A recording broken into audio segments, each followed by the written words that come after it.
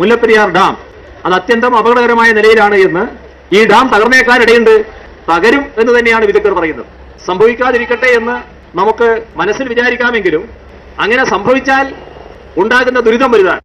10 വർഷത്തിന് മുമ്പ് മുല്ലപ്പെരിയാർ പൊട്ടും, ഇപ്പോൾ ആശങ്ക വേണ്ട. എത്ര കിട്ടി തമിഴ്നാട്ടിൽ നിന്ന്? എത്രയോ നല്ല സഖാക്കൾ ജനിച്ചു മരിച്ച മണ്ണാണിത്. ഇദ്ദേഹത്തെ സഖാവെന്ന് വിളിക്കുന്നവരെ മടല് വെട്ടി അടിക്കണം. മുഖ്യനും കുടുംബത്തിനും ആശങ്കയില്ലെന്നായിരിക്കും, ഹെലികോപ്റ്ററിൽ കയറി രക്ഷപ്പെടാമെന്നായിരിക്കും ചിന്ത. ആശങ്ക വേണ്ടെന്നല്ലേ?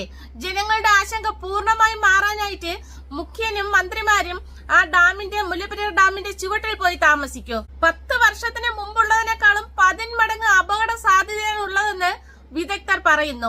പണത്തിന്റെ മാത്രം പുറകെ പോകുന്ന, ജനങ്ങളോടൊപ്പം നിൽക്കാത്ത, ലക്ഷക്കണക്കിന് മനുഷ്യ ജീവനുകൾക്ക് യാതൊരു വിലയും കൽപ്പിക്കാത്ത കേരള, തമിഴ്നാട് മന്ത്രിമാർ. ഇത്തരം വാർത്തകൾക്കായി സബ്സ്ക്രൈബ് ചെയ്യണേ.